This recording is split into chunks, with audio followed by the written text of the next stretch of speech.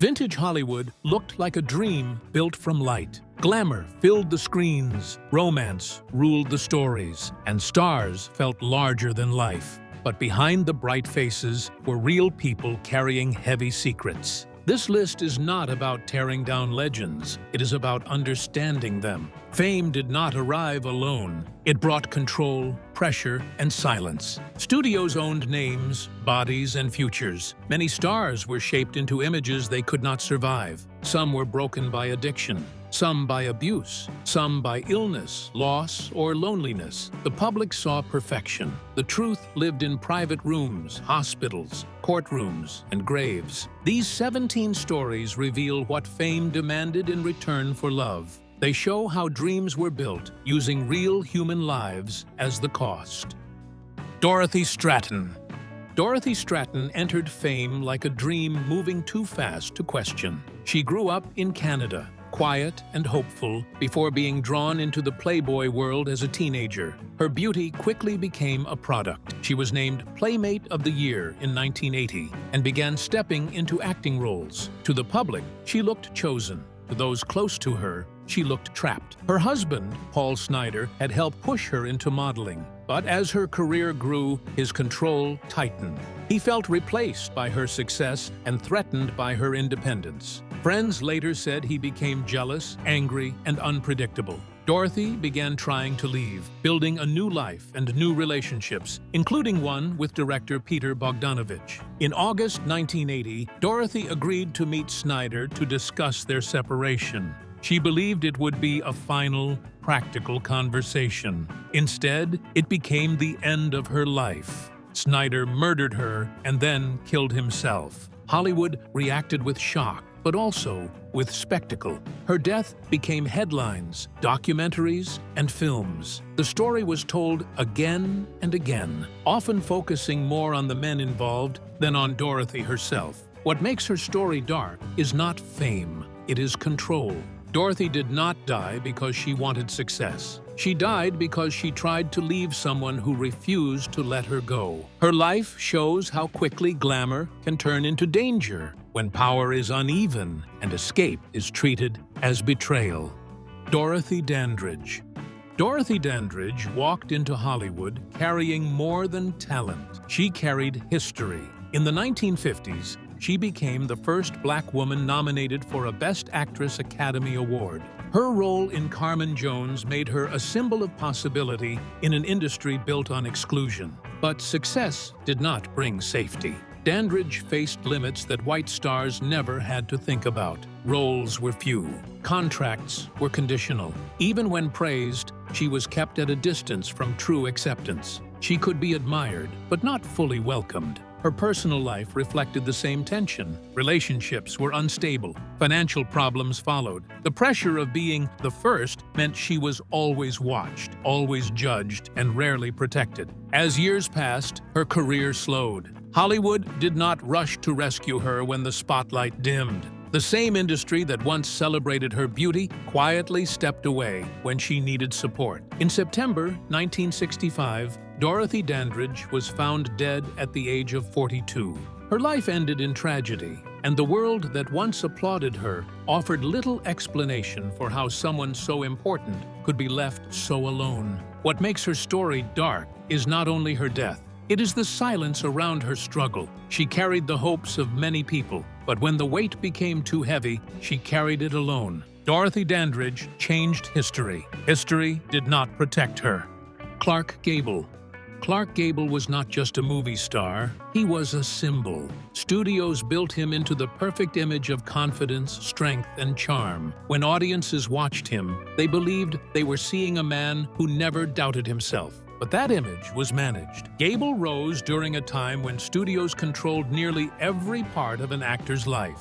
Public stories were edited. Private struggles were hidden. The bigger the star, the stronger the silence around him.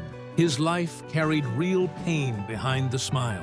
In 1942, his wife Carol Lombard died in a plane crash while returning from a war bond tour. Gable was devastated. He never fully recovered from the loss. The public still saw the confident king of Hollywood.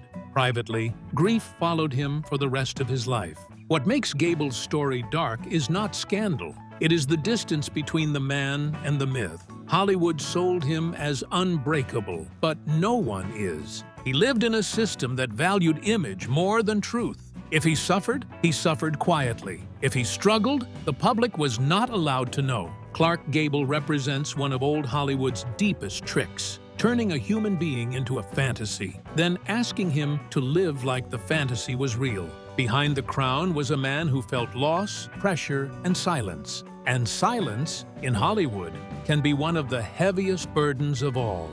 Frances Farmer. Frances Farmer was known for her strength on screen and her refusal to be controlled. She spoke her mind in a system that demanded silence. Hollywood punished her for that. Studios labeled her difficult. Roles disappeared. Her reputation turned toxic. Farmer began drinking heavily. Her behavior became unpredictable. She was arrested several times for public disorder and resisting authority. Newspapers turned her pain into headlines. She was eventually committed to psychiatric institutions. Over many years, she was moved between facilities. Treatments were harsh and often violent. Farmer later claimed she was abused while institutionalized, though many records were lost or hidden. Her career never recovered. When she returned to acting years later, she was no longer the rising star she once was. The industry had replaced her and forgotten her. Farmer spent the rest of her life away from fame. She worked small jobs, acted occasionally, and tried to live quietly. She died in 1970, still haunted by what she lost. Frances Farmer's story shows what happens when a system cannot control a person and chooses instead to break them. Her darkness was not created by madness. It was shaped by rejection, punishment, and silence. Veronica Lake.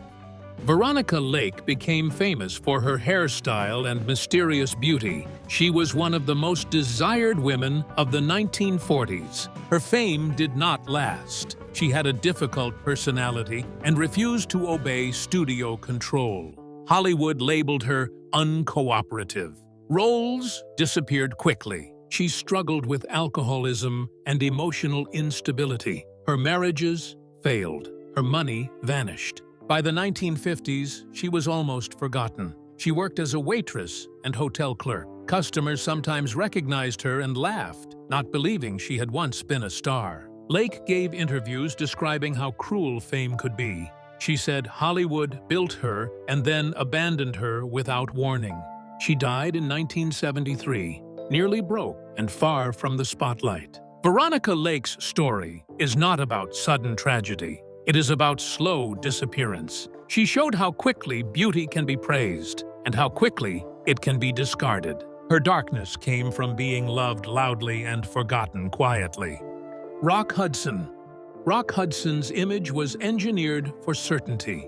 He was tall, handsome, and built like the perfect leading man for romantic dramas. In mid-century America, he became the face of clean-cut masculinity, the kind of star who seemed designed to reassure audiences that love stories were safe and simple. But the truth behind that image was far more painful. Hudson was a gay man in a Hollywood era where that fact could destroy a career overnight. The studio system understood public perception as profit, and anything that challenged the marketable fantasy had to be hidden. So the industry did what it often did best. It forced a human being into a performance, not only on screen, but in life. His private identity became a secret guarded by contracts, handlers, and carefully controlled appearances. Public relationships and dating narratives were part of image maintenance. Hudson's charm became both his weapon and his cage. Fans adored him, but the adoration was tied to a version of him that the system demanded.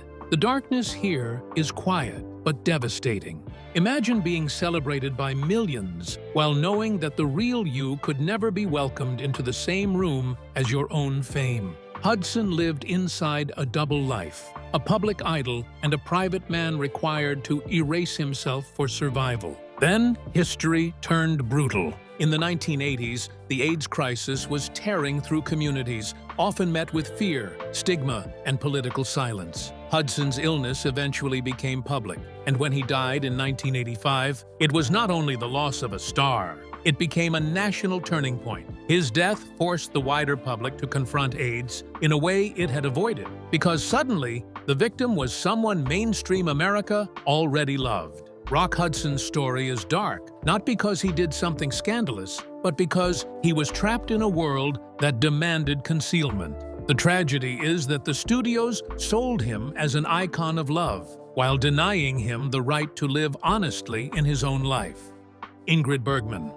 Ingrid Bergman was the kind of star old Hollywood considered rare and valuable. She had talent, elegance, and a natural screen presence that felt effortless. To audiences, she represented class and moral beauty, the type of woman who seemed above scandal. That is why the scandal destroyed her so completely. In the late 1940s, Bergman fell in love with Italian director Roberto Rossellini. Their relationship began while she was still married, and soon she became pregnant. Today, celebrity affairs barely last a week in the news cycle, but in that era, Bergman's choices were treated as a crime against society. Hollywood did not simply condemn her. America condemned her. The reaction was so intense that Bergman was attacked publicly in speeches, treated as a symbol of moral collapse. Studios distanced themselves. Fans' support cracked. She left the United States and continued her career in Europe, but the exile was not only professional, it was emotional. She became a warning sign. Here is what makes her story dark. Bergman's punishment was not proportionate. It was not about one relationship. It was about control. Old Hollywood demanded women play moral icons off-screen just as much as on-screen. A male star could have affairs and still be considered charming, but a woman who chose love on her own terms was treated as contaminated. Bergman's public execution revealed something terrifying about the era. The studio system did not only shape movies, it shaped morality. It decided what women were allowed to be and what happened when they stepped outside the frame. Years later, Bergman would return and rebuild her reputation. She won back artistic respect, but the scars of that period remain part of her legacy. Because for a time, Ingrid Bergman was not judged for her acting, her talent, or her character. She was judged for being human, in a world that demanded women be symbols instead. Lana Turner. Lana Turner rose from poverty to become one of Hollywood's most glamorous stars. She was discovered in a soda shop and quickly transformed into a screen goddess. Her real life, however, was full of danger. Turner married multiple times, often to abusive or unstable men. Her relationships were marked by jealousy, violence, and fear. In 1958, tragedy struck. Turner's teenage daughter stabbed Turner's lover, Johnny Stompanato, during a violent argument. Stompanato died. The case shocked America. Turner faced intense public scrutiny. Some blamed her lifestyle. Others blamed Hollywood. Though her daughter was cleared of wrongdoing, Turner's image was forever changed. She returned to acting, but her performances carried a deeper sadness. Fame no longer felt safe. She became guarded, careful, and distant. Turner later admitted she felt trapped by the life she was sold. Glamour had not protected her. It had exposed her to danger. She spent her later years quietly, away from scandal. The woman once called the most beautiful star in Hollywood had paid heavily for that title. Joan Crawford. Joan Crawford was built like a monument. She rose from poverty into Hollywood royalty, becoming one of MGM's most powerful stars. The public saw her as unstoppable, sharp cheekbones, steel will, and a presence that demanded attention. She played women who survived everything, and she did it so convincingly that audiences believed she must be the same in real life. But power in Hollywood often came with a cost, and Crawford's private world would later become one of the most disturbing legacies of the studio era. For decades, Crawford's image was carefully guarded. She was the disciplined star, the perfectionist, the woman who controlled her destiny. Yet after her death, a different story exploded into public consciousness through her adopted daughter, Christina Crawford's memoir, Mommy Dearest. The book painted Crawford not as a glamorous mother, but as a deeply abusive one. The stories described cruelty, humiliation, emotional terror, and physical punishment behind closed doors. The details shocked the public because they did not just challenge her image, they shattered it. Almost immediately, the story became a cultural war. Some defended Crawford, claiming exaggeration or revenge. Others supported Christina, insisting the abuse was real and consistent with what certain insiders had hinted at for years. Hollywood itself reacted with discomfort because the accusations threatened the broader myth that studio-era stars were not only glamorous, but morally superior. What makes Joan Crawford's story dark is the way it forces us to confront the difference between public identity and private reality. If even a woman as famous and controlled as Crawford could hide such a household, then what else did the studio system allow to remain unseen? Crawford's own life had been shaped by scarcity, ambition, and fear of losing status. Some historians argue that this hunger for control spilled into her parenting, but understanding possible causes does not erase alleged harm. If the memoir's accounts are true, then her adopted children lived in a home where love was conditional and terror was routine. Joan Crawford remains a legend, but legends can cast long shadows. And sometimes, the darkest part of a Hollywood story is not what happens on screen, but what happens when the cameras turn away. Charlie Chaplin. Charlie Chaplin made the world laugh during its darkest times. In the silent era, his character, the Tramp, became universal, a symbol of resilience and humanity. Chaplin was not just a performer. He was a creative force who wrote, directed, and composed, shaping cinema itself.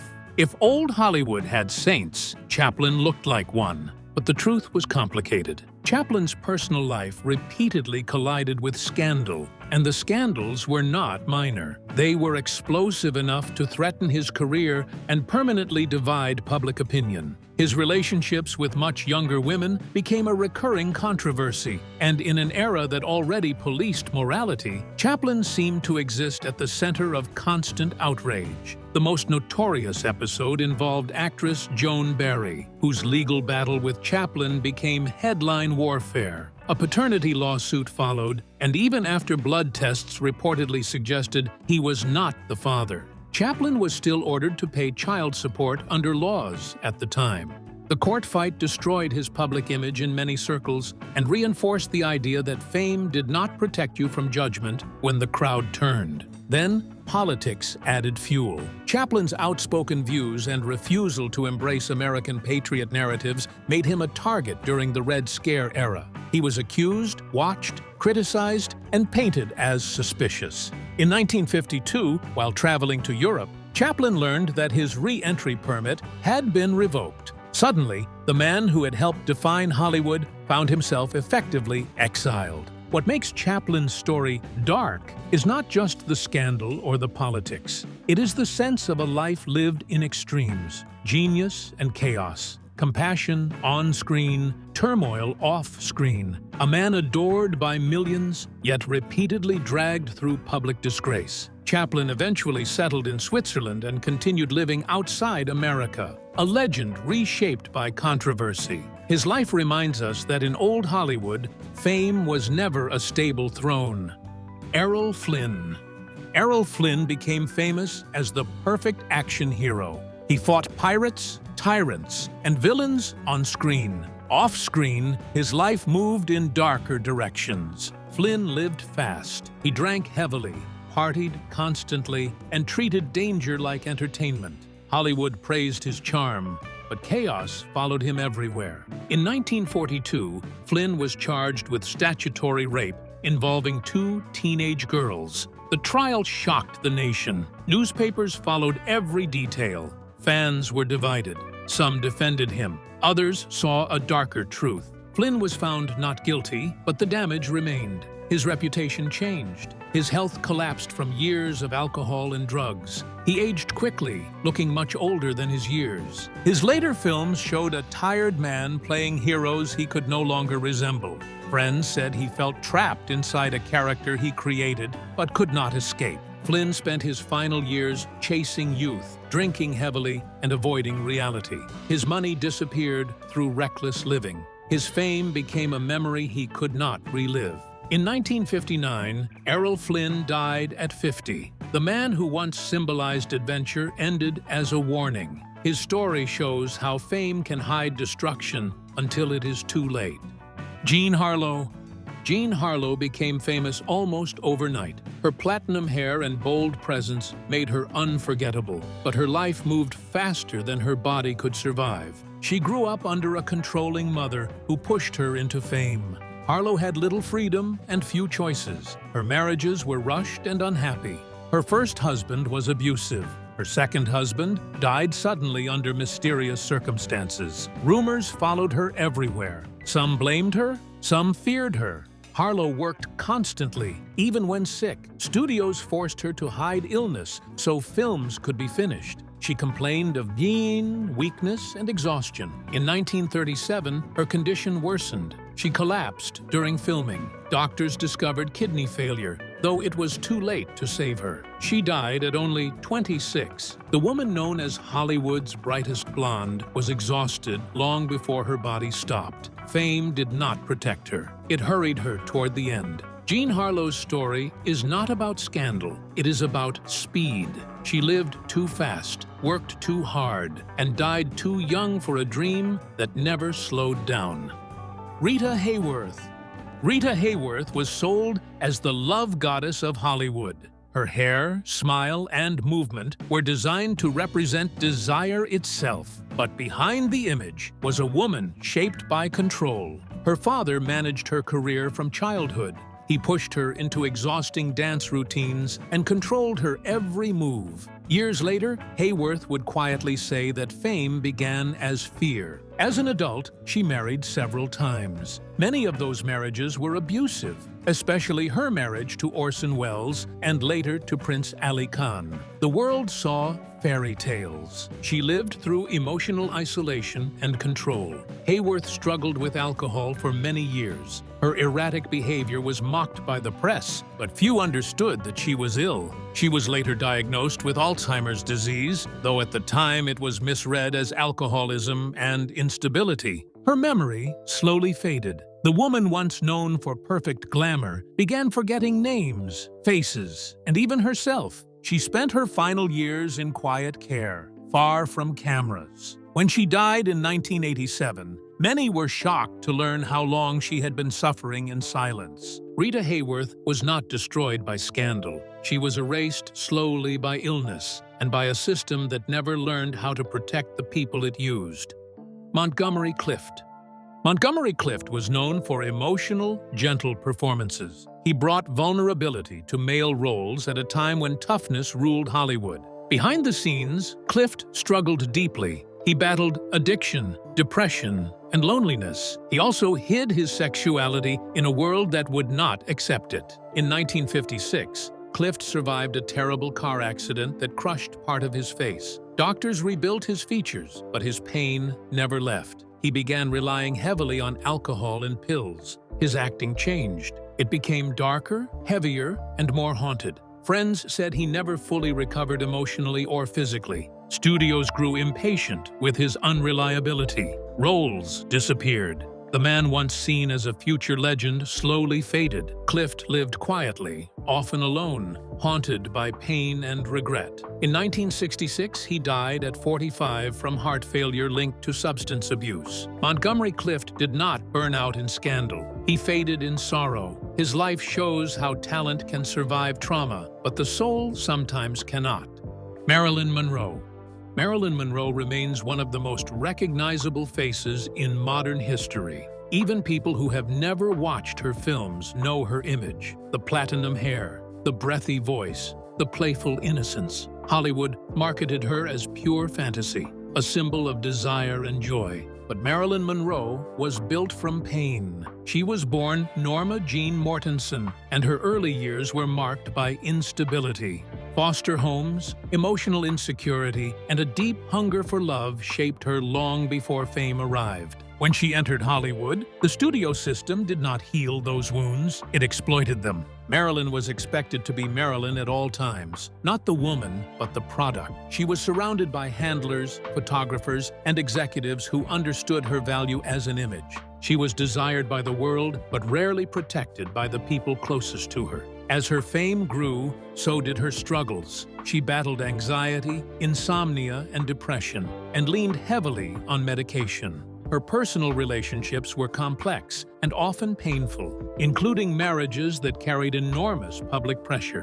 Every time she tried to be seen as serious and intelligent, Hollywood pulled her back toward the caricature it could sell. And yet, she kept fighting. She studied acting. She tried to gain control over her career. She created her own production company, an act of rebellion for a woman in that era. But rebellion made her inconvenient, and inconvenience in Hollywood can become punishment. In 1962, Marilyn Monroe was found dead at the age of 36. Her death became one of the most debated and mythologized tragedies in celebrity history. Officially, it was ruled a probable suicide caused by barbiturate overdose, but speculation flourished, fueled by her connections to powerful figures and the intense secrecy surrounding her final months. What makes Marilyn's story dark is that she became the symbol of a dream that was killing her. The world celebrated her beauty while she quietly drowned. Her life reminds us that fame is not love. Sometimes it is simply attention without mercy. Judy Garland. Judy Garland entered Hollywood as a child, carrying a voice that could stop a room. What audiences never saw was how early her body and mind were placed under control. At MGM, executives regulated her weight, sleep, and diet. She was given pills to wake up and pills to sleep, even as a teenager. What began as studio routine became addiction. Garland learned to perform through exhaustion, fear, and chemical dependence. By the time she became Dorothy in The Wizard of Oz, she was already struggling. Long filming hours, constant monitoring, and emotional isolation followed her everywhere. Her smile on screen hid panic behind it. As she grew older, the system that shaped her began to reject her. When she gained weight or arrived late due to illness, she was punished. Studios suspended her, then fired her. The girl they molded was blamed for breaking. Garland's adult life became a cycle of triumphs and collapses. She married several times, searching for safety that never lasted. Her money vanished through contracts and mismanagement. She sang like hope itself. Crowds cried when she sang Somewhere Over the Rainbow because they felt something fragile fighting to survive. In 1969, at 47, Judy Garland died from an overdose. The voice carried dreams was worn down by those who built her into a dream. Gene Tierney. Gene Tierney was one of the most elegant faces of classic Hollywood. Her beauty felt calm and distant, like a painting that had learned how to breathe. Audiences saw grace. In 1943, while pregnant, Tierney attended a military event. A fan with measles, later believed to be rubella, insisted on meeting her. Tierney did not know the risk. Months later, she gave birth to a daughter, Daria, who was born with severe disabilities, including blindness and deafness. Tierney carried the weight of that moment for the rest of her life. The guilt did not fade. It grew. Her emotions became unstable. She began suffering from deep depression and periods of disorientation. Hollywood still wanted the calm beauty, but the woman behind it was breaking. Tierney was eventually hospitalized in a psychiatric facility. She underwent electroconvulsive therapy and other treatments that were common at the time, but often traumatic. For a period, she disappeared from public life almost completely. The woman who once defined elegance became a patient hidden from the world. She later returned to acting, but something had changed. Her performances carried a quieter sadness. Fame no longer looked like safety. What makes Gene Tierney's story dark is not scandal, it is loss. One moment of kindness toward a stranger reshaped her entire life. That pain followed her always. These 17 stories are not meant to destroy old movies. They are meant to reveal the cost behind them. Vintage Hollywood created magic, but it also created pressure that many human beings could not survive without damage. Fame looked like rescue, but for many, it became a trap. Studios shaped bodies, names, and lives. They sold dreams while hiding pain. When stars broke, the system often blamed them for not being strong enough. Today, we still love their films, but knowing their struggles changes how we watch. It adds weight to every smile on screen. Behind every legend is a human being who felt fear, desire, hope, and loss. Remembering that does not ruin the magic. It makes it honest. Because the darkest part of Hollywood was never only what it showed. It was what it asked people to become in order to be loved by the world, forever remembered.